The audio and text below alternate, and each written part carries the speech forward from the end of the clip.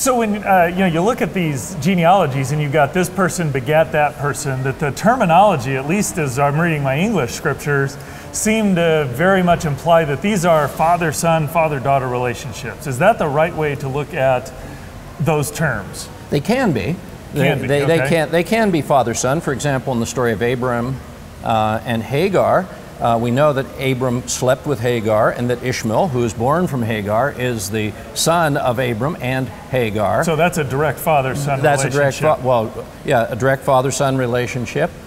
We know that Adam, when he begat his son Cain, it says Adam knew his wife, meaning had sex with his wife, and she conceived, which deals with the conception idea, and she brought forth a son. So there are signs in there, or there are places where we do know that those are direct relationship, father-son. Definitely father-son relationship. But we know also that this word, which in Hebrew is yalad. This is what would be translated begat, or bore. Okay. Yeah, begat. And it can be bore. It is used in the 39th chapter of Isaiah in relationship to King Hezekiah.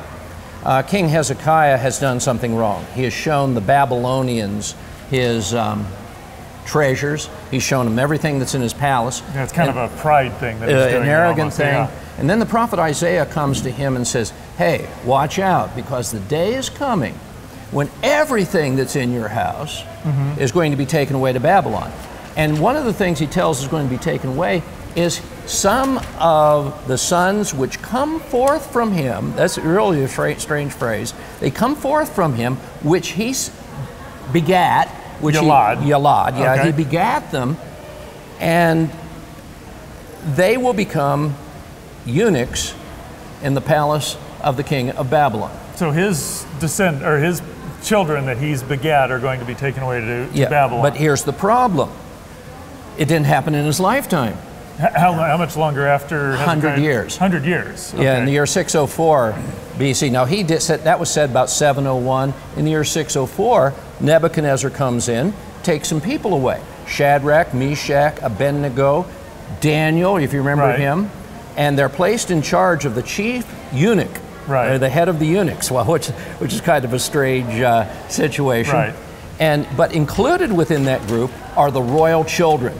Okay. And so that's the first time that anybody of the royal line is taken away. So, this prophecy in Hezekiah by Isaiah about Hezekiah says that your children whom you begat, Yalad, are going to be taken away. But we've got at least 100 years before that happens. Right. And what I find interesting about that passage is that Hezekiah takes that as a sign that he's going to have peace in his days. Right. And so he's looking at it as a much further off he time sees it well. way down the road. And so it's fulfilled in the, let me do this, I got to use my fingers here, great, great, great grandchildren.